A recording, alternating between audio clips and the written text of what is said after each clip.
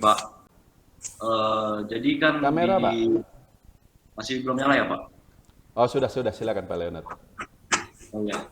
Kan di Amerika itu sekarang ini inflasi udah mulai turun lagi, Pak. Tapi dari yang saya baca di EIP ya, Pak, Bapak masih bilang bahwa inflasi itu masih kemungkinan naik ke atas 10% di Amerika. Dan sedikit banyak jika inflasi di Amerika naik dan suku bunga naik lagi, itu bisa berpengaruh terhadap IHSG kita. Tapi kenapa Bapak masih berpendapat bahwa inflasi masih bisa naik meskipun beberapa komoditas seperti minyak dan sawit juga turun ya Pak? Dan suku bunga AS juga udah dinaikin ke 2,5% Pak. Itu aja Pak. Oke, saya jawab ya. Sebenarnya saya secara lebih spesifik, inflasi Amerika itu mungkin dia bisa tembus 10%, mungkin juga tidak. Tapi yang saya garis bawahi sebenarnya sekarang adalah inflasi di Indonesia sebenarnya. Inflasi di Indonesia. Terakhir kita kan 4,90 berapa persen ya, hampir 5% ya. Dan itu masih lebih rendah dibanding Amerika yang rekornya kemarin sempat 9,1%. Dan kalau kita lihat di sini, di mana suku bunga Bank Indonesia masih rendah, belum naik ya, dan harga-harga juga ya masih naik kan? Coba Anda perhatikan itu di pasar di mana naik semua Pak, harga-harga itu dan kenaikan itu kayaknya sifatnya permanen gitu loh, nggak akan turun lagi dan beberapa masih akan menyusul. Harga mobil terutama yang saya perhatikan mahal sekali itu. Avanza masa udah 230 juta dan orang tetap beli gitu loh, gila nggak? Berarti kan orang punya duit. Nah kalau misalnya orang tetap beli, artinya produsen mobil tidak punya alasan untuk menurunkan harga jualnya. Dan kalau begitu, ya udah inflasinya jadi permanen seperti itu. Faktor-faktor itu menurut saya bisa bikin inflasi kita naik lebih tinggi lagi di masa yang akan datang. Jadi meskipun di Amerika mungkin inflasinya akan agak mereda, tapi di kita baru mulai. Itu kata kuncinya. Di kita baru mulai.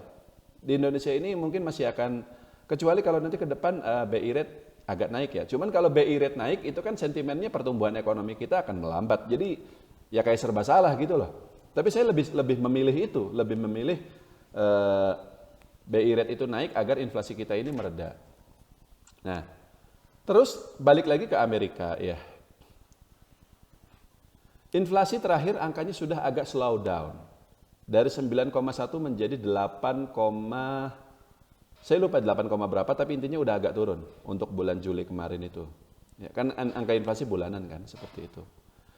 Dan betul kata Pak Leonard, kalau melihat harga-harga komoditas, minyak, harga bensin juga di Amerika itu yang sempat mencapai $5 per galon, sekarang sudah turun lagi jadi $4 per galon ya. 1 galon itu kurang lebih 19 liter. Saya lupa berapa, 1 galon itu berapa liter saya lupa. Nah, tapi gini, kata kuncinya adalah Fed rate itu masih 2,5% Pak. Jadi, kalau silakan Anda tanya ya, investor, analis, ekonom dimanapun.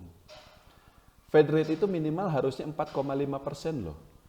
Kalau mau inflasi di sana turun hingga ke batas aman atau balik lagi seperti dulu, yaitu 2% per tahun. Sekarang ini meskipun agak turun tapi kan masih 8%, masih tinggi. Dan kalau melihat Fed rate yang juga masih 2,5%, ya, nggak nyampe 4%, apakah bisa dijamin bulan depan angkanya akan turun lagi ke 7% gitu? Belum tentu. Ini baru pertama kali turun. Belum turun berturut-turut gitu loh. Jadi ke depan itu masih bisa naik lagi sebenarnya. Karena meskipun harga komoditas lagi turun, tapi harga properti, harga otomotif segala macam itu masih tinggi di Amerika sana. Nggak cuma di sana, ya di sini juga sama kan. Kebutuhan kita kan nggak cuma komoditas, tapi segala macam gitu loh. Seperti itu. Nah, jadi menurut saya dan terutama karena angka inflasi yang 8% ini juga masih belum aman. Mungkin kalau udah 4%-an baru itu lebih aman seperti itu. Menurut saya kondisinya di Amerika ini masih mengkhawatirkan justru karena Fed rate masih sangat rendah. 2,5% itu secara historis masih sangat rendah. Dan yang kedua di Indonesia inflasi di sini juga baru mulai naik. baru mulai naik seperti itu. Dengan kata lain, ya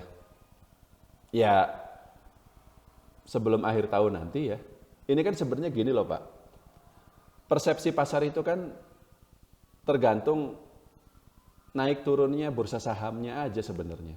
Kalau sekarang nih, baru aja beberapa 2 bulan lalu ya orang panik segala macam karena apa? Karena Dow Jones di bawah 30.000, karena Bitcoin sempat $17.000 ya. Panik semuanya. Begitu sekarang lagi naik-naik, ya udah cerita resesi segala macam hilang. Tapi kan yang kita lihat bukan momen sentimen atau psikologis sesaat seperti itu. Tapi data fakta yang memang ada tersedia di lapangan. BI rate sekarang berapa, inflasi sekarang berapa, dan seterusnya. Dan kalau kita lihatnya analisanya ke arah sana, ya justru ketika sekarang pasar lagi dalam jangka pendeknya lagi bullish lagi, saya terus terang agak khawatir sebenarnya. Meskipun ini tidak menyebabkan saya jual bersih semua saham, enggak ya. Kita cuma ada pegang kas ya, tapi enggak banyak juga. Jadi tetap lebih banyak hold.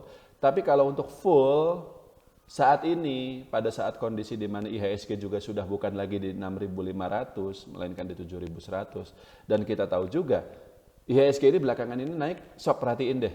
Apakah semua saham naik? Enggak.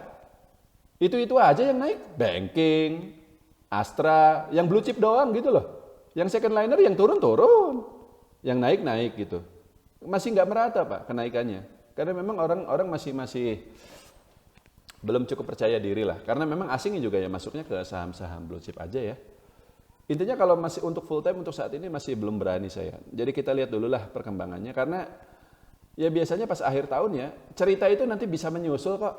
Yang penting pasarnya turun dulu, nanti baru ceritanya negatifnya apa gitu, gampang.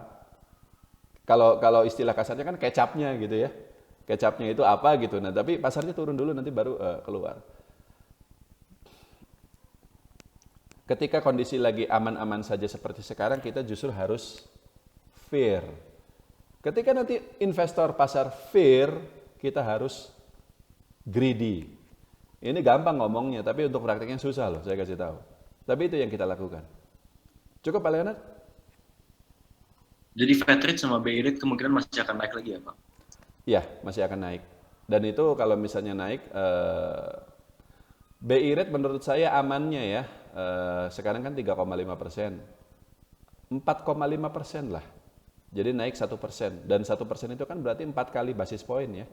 Karena 1 basis poin itu kan 0,25%. Dan kalau di Amerika, dengan inflasi yang saat ini juga masih sangat tinggi, 8%, amannya 4% juga, 4% atau 5%. Masih jauh dia, sekarang masih 2,5%. Begitu. Cukup Pak Leonard? Ya, cukup Pak, terima kasih.